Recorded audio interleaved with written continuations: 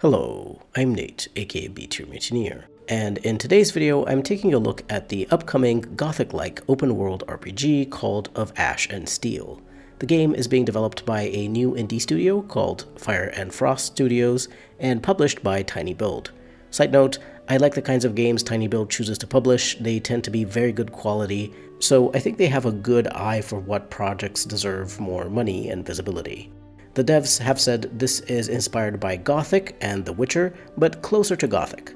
Personally, I didn't really vibe with The Witcher, but I enjoyed Risen and Gothic 2, both games made by PiranhaBytes in the style of the original Gothic, just slightly less janky than the original, and I see a lot of the PiranhaBytes style of RPG in this game. Just so you know, I will very frankly talk about both the things I like and dislike. I'm extremely picky with RPGs and games in general, so I will pretty much always have some negatives to talk about, even if I like the game. I think it's way better to be as honest as possible with my opinion about a game. I don't want someone buying something because I gave the game a glowing praise without mentioning its downsides. But before I start talking about all the good and bad about Of Ash and Steel, do keep in mind that this is an early playtest. The game is still in development, so it's missing a lot of polish, and it will obviously have performance issues, crashes, bugs, and general jankiness. That's just how games are when they're in development, and I don't hold these things against a game as long as I can see the potential for it to be amazing. And I do see that potential in Ash and Steel. I know it's Of Ash and Steel, but that's awkward to say, so from here on out I'll just drop the of. First off, if you don't know what a Gothic-like is, it essentially boils down to an immersive RPG that takes place in a fairly small open world. NPCs have routines and there's a day-night cycle, there are no quest markers and generally no fast travel or very limited fast travel. Quests have multiple ways to complete them, there are multiple factions out of which you will join one during your playthrough. Your character's progression is slow and you start basically from zero. You have to learn new abilities and upgrade them by getting NPCs to train you after you level up, and there's usually systems like crafting to add to the feeling of immersion and progression. There's usually also no character customization at the start or very little customization. This is in part because it's expensive to have customization, especially when you have a voice protagonist like the old PiranhaBytes games did, and how Ash and Steel does as well. Of course, all of these features can vary somewhat from game to game, but they tend to be similar. The most important aspect of Gothic-likes, however, is the feeling of immersion that ideally comes from the combination of all of these elements. The old Gothic games and the other RPGs from PiranhaBytes, the devs of Gothic, ended up a bit janky at times, mainly due to the fact that they were very ambitious projects made by a small team of developers who never had enough time and money to realize the game they envisioned. This does seem to continue to be the trend with Gothic-likes, since they're all made by small indie teams with big dreams and a lot of love for this type of RPG. Before we get into my thoughts about the game, I'd like to say a special thank you to my members who help keep this channel running. I'd really appreciate it if you'd consider becoming a member to support me and unlock perks like early access to videos. Joining is very much appreciated, but not required. I am always thankful, even if you just take the time to like the video and maybe leave a comment. Back to Ash and Steel. What is this game about? The story setup is that you're a cartographer sent on a ship of the Order of the Seven, the Knights of the Kingdom, to travel to a strange island for some secret mission that you weren't allowed to know the details of. Your ship arrives on the island, but after a brief tutorial getting to know some of your shipmates, your camp is attacked at night by some mysterious figures. Everyone is killed, and your ship is destroyed by a powerful magic spell. I won't show you much of the tutorial because it's a bit boring, but the cutscene of the attack at nightfall was really well done and made me curious to find out who those mysterious attackers were, especially the mage. And overall, I appreciated what the tutorial was trying to show me. It was just a bit too text-heavy, with the dialogue not being super inspired. If it's tightened up a bit and maybe made a little more exciting, then it will feel much better. I really like the armors and heraldry of the Order. It reminds me of the Inquisition armors from Dragon Age Inquisition, especially because I have a mod that turns them red. I was actually a bit sad that the knight you try to save after the attack ends up dying. I liked him, he was a decent sort, and I was hoping he'd be a bit of a temporary companion helping you reach the city. As you try to leave the camp, you're ambushed by some bandits in a cutscene and lose all of your gear, including a super secret letter that was meant to be delivered to the Order in the city. A man finds you and nurses you back to health. You can do some chores for him and get some starting gear, but don't think that this gear makes you strong enough to kill anything other than a rat or maybe a bug. Afterwards, you're essentially left to your own devices to explore the area, with the man advising you to go to the city by following the road. Your main goal is to find a way off the island, but to do that you need the help of a faction, either the Free Hunters or the Order of the Seven. You'll probably need the letter the bandits stole from you too, so you need to find them. That's the gist of the story so far, and you can't actually get into the city or other larger walled-off settlements as part of the playtest, but there's a surprising amount of quests you can discover and engage with in the area, plus lots of loot to find, and enemies to mostly run away from. I can't say much more about the story and world building since the amount of story you can go through during this playtest is limited, but I think so far it works very well if you enjoy the Gothic type of story. You're stranded in an area you can't leave, 2 or more factions are vying for control of the area, something more mysterious and magical is happening in the shadows. There are a bunch of mini-stories to discover by talking to NPCs and doing side quests, plus there's the whole rags to riches kind of story happening as part of your character's progression. Speaking of progression, it's what you'd expect from a Gothic-like. You level up and gain attributes and skill points. You can assign your attribute points however you see fit, but the skill points you can't use on your own. You need to find an NPC to train you in the skill you want to learn, and generally pay them for the service as well.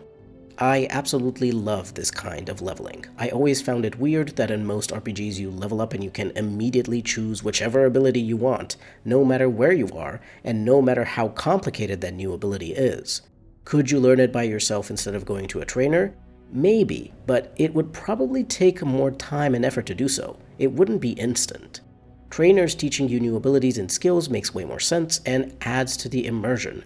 And immersion is a big draw of Gothic-likes. You may say, what immersion? The game doesn't seem all that immersive on the surface for some people who are more used to equating hyper-realistic graphics or a first-person perspective with immersion.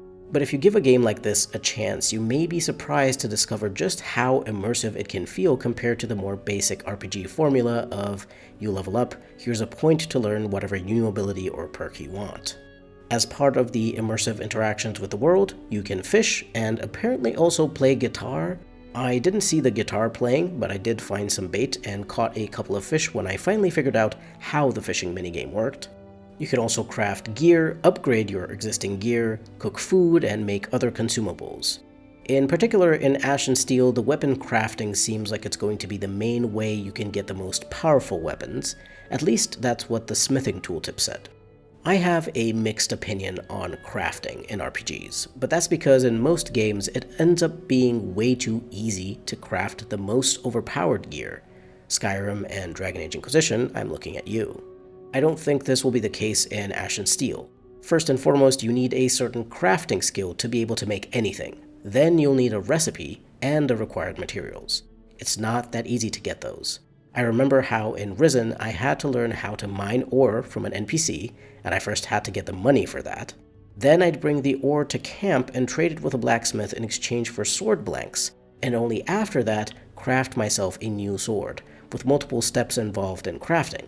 So crafting in Ash and Steel will very likely be a similar affair. Whatever powerful gear you craft will feel well earned since you'll have put a lot of effort into it. And this sense of accomplishment should be felt throughout the whole progression system from what I've seen so far.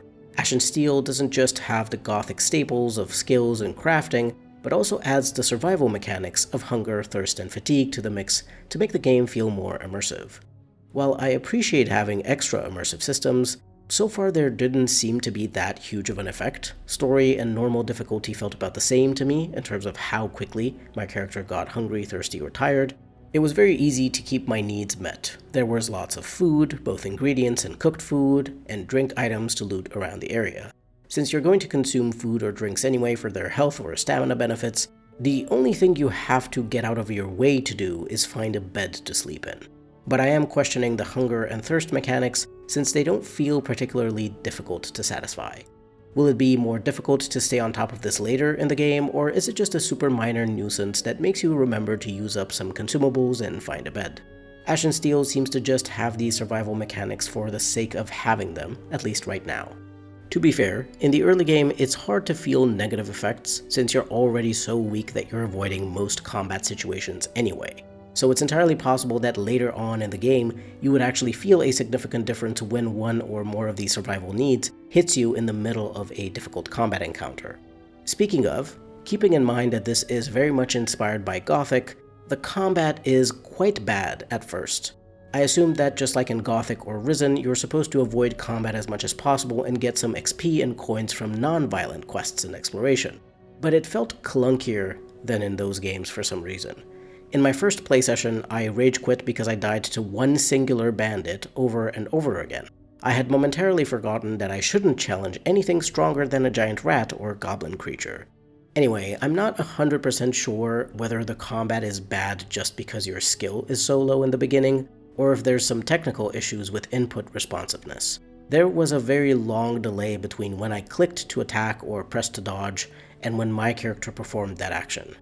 Even when I started a new game on story mode and read a combat skill enhancing book meant to boost your stats in the playtest that I hadn't used in the first playthrough, there was still the same long delay between my click and my character attacking, though at least my character did slightly more damage so I was able to die less.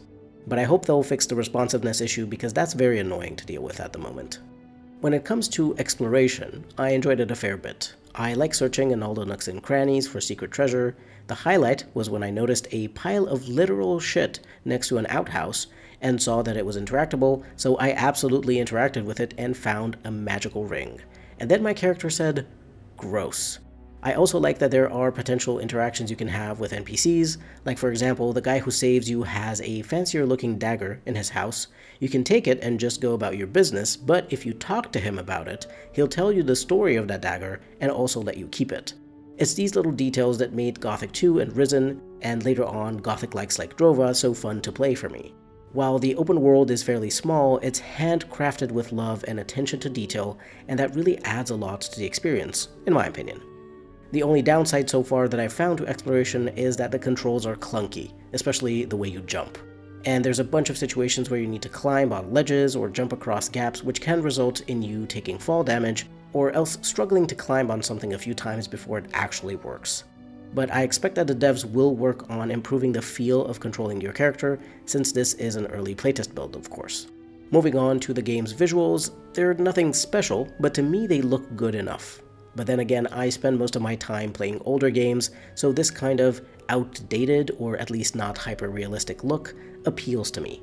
I particularly enjoyed the look of the environment. When it started raining and thundering, I was honestly just soaking in the atmosphere. It looked so beautiful. The character models are less beautiful, but not bad by any means. The worst part are the animations, which are clunky when you or other characters or creatures move, and the facial animations are also a bit weird. I'm sure they will be polished to some extent, but I'm not expecting them to look super amazing and smooth in the final game. Good animations are hard to make and take a lot of time and resources, and honestly, as long as they don't look too bad, personally I don't really care much.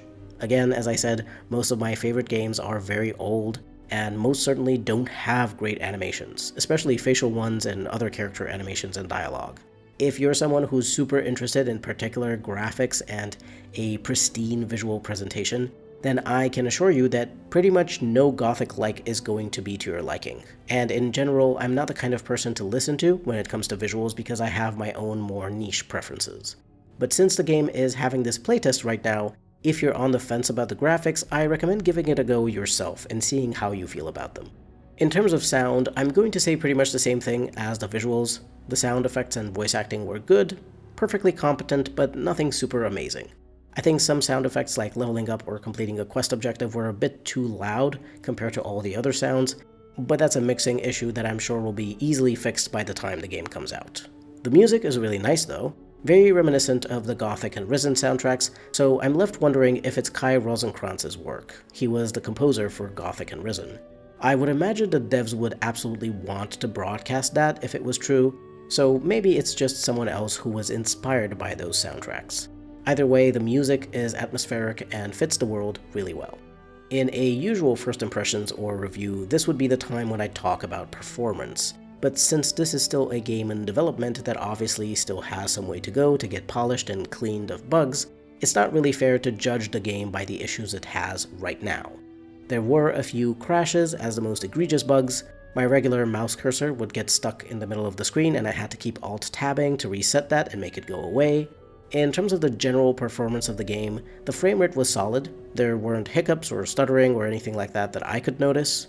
But to be fair, I just recently built myself a new PC, which is pretty good, so I don't know how the game would perform on older or lower-end PCs.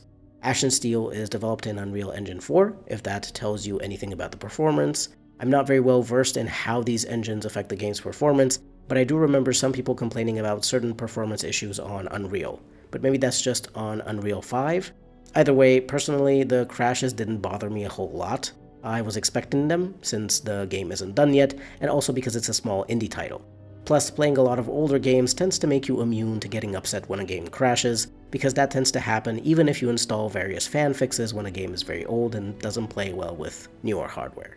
In any case, if you're worried about performance, you can both try the game out now on your PC, as well as wait a little bit when it releases to see what people are saying about how the game runs on a bunch of different PCs.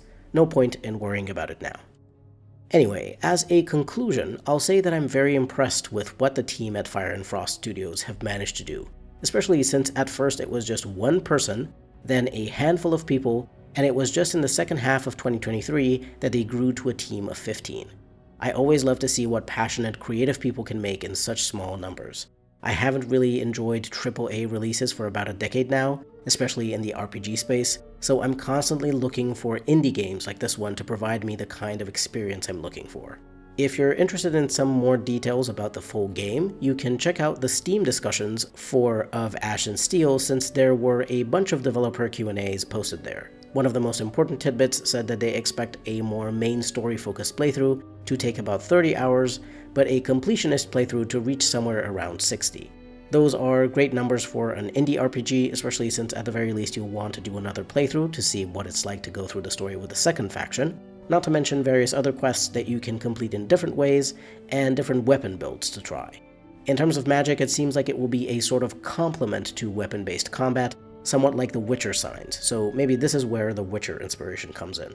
They also said there will be some form of fast travel later in the game once you unlock some type of magical portals, but I expect that those will likely be few in number and teleport you from island to island or between major faction headquarters or something like that. You'll still have to actually explore the region on foot or potentially on some kind of mount as part of one of the factions. Anyway, there's a lot more tidbits and answers about the game in the dev Q&As on Steam, so if you're keen on more info, I definitely recommend checking them out. I found it super interesting to read through them, but I'm not going to go through all of them here, or else would be here for a very long time. Remember that if you're watching this video fairly soon after I posted it, there's a strong chance the playtest for Of Ash and Steel is still going on, so you can go check it out for yourself. I'll put a link to the Steam page down in the description. Anyway, I hope you enjoyed this first look at the upcoming Gothic-Like Of Ash and Steel. If you're looking forward to more videos about RPGs and other games I like, remember to subscribe and leave a like and comment while you're at it too. They really help. This has been B Tier Mutineer. Thank you very much for watching, and I'll see you next time.